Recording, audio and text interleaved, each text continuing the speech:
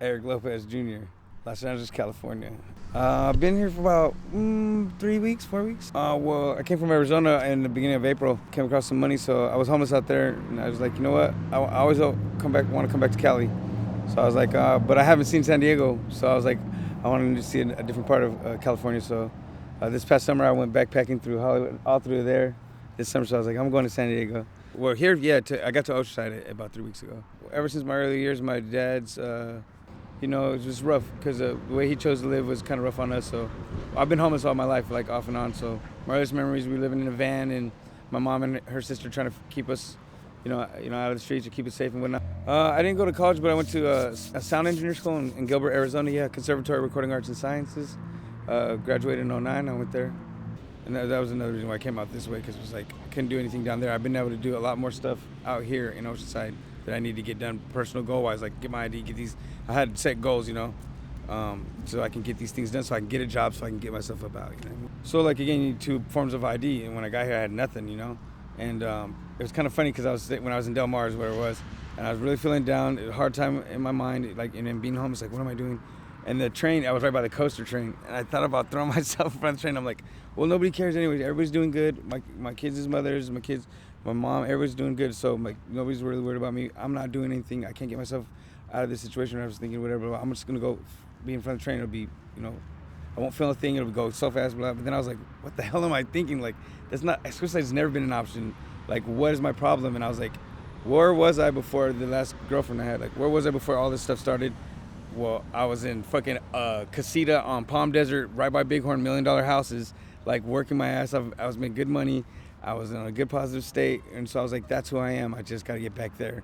So how do I get back to that place where I was? Just because life, again, is so open. It's like, what do I really want and what do I really need? Sometimes it's like, you want to do the things everybody else is doing, but that's maybe not what you need, I don't like to feel like I'm a problem for people. So if I feel like I'm a problem, then I'll just kind of move myself out of the equation, which is kind of some of the reason why I'm homeless. Is like, I don't know where I belong. It's like, I'm cool for a minute, I'll be at a place, but then all of a sudden it's like, I gotta go. Eric, you gotta go. Oh, what? I don't know, just whatever. It's like, whoa, what the heck? Like, not since COVID, like everybody's just so on high alert or security, and so like you can't even sit some places that, you just sit down, you gotta keep moving, or, it's like private property.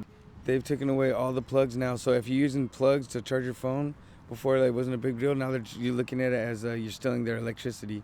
They've closed all the water faucets. They lock them up now, like to where you can't even wash up. And a lot of the places that are in the inner cities, they won't let you use the bathroom. They say it's out of order.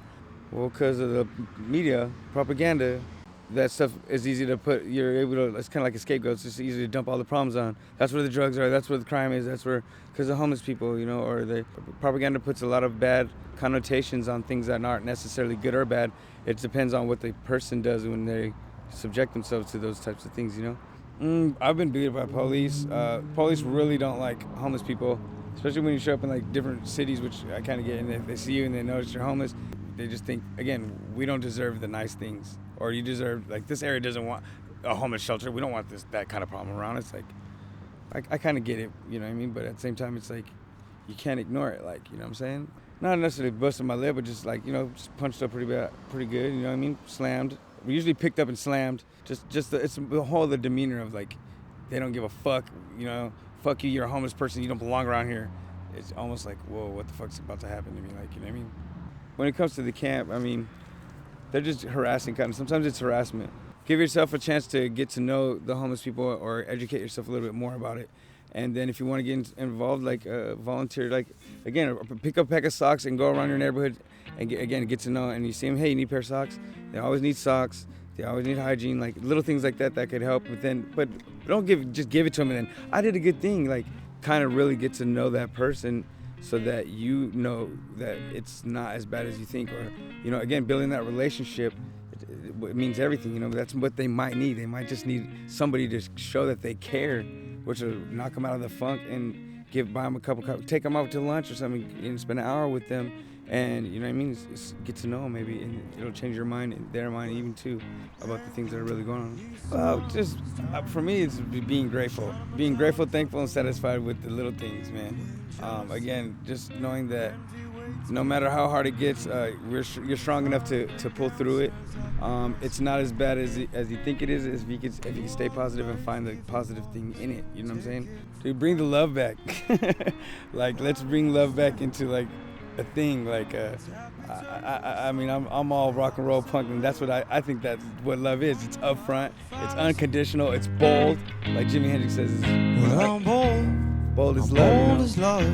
Because it's upfront and it's not gonna hide anything, but it is gonna be gentle and kind, but it's also gonna be strong and protective. You know what I'm saying? And not be scared to speak out and be yourself. Like, you know what I mean? So just like let's bring that love trend back and start to be able to trust each other again and like open up, and let's like turn it around from this world's too scary and you can't do anything because people are gonna hurt you or COVID, and they'll be like, what the hell? Yeah, right. We're human beings. Are you kidding? We're like the most amazing design of the creatures on this earth right here. So it's like we're in charge of what we make our own lives, like I said. So whatever we think is a problem, we just need to help out or figure out the solution. That's all. And if you don't want to, well, then if they don't want to, they want to live that way, let them. You know what I mean? Age of Aquarius is about unconditional love and just acceptance. Like, but you know what I mean? It's all about what you focus on. So bring the love back, focus on that. And again, it's not hard. It's simple, man. Simple. Eric Michael Lopez Jr., man.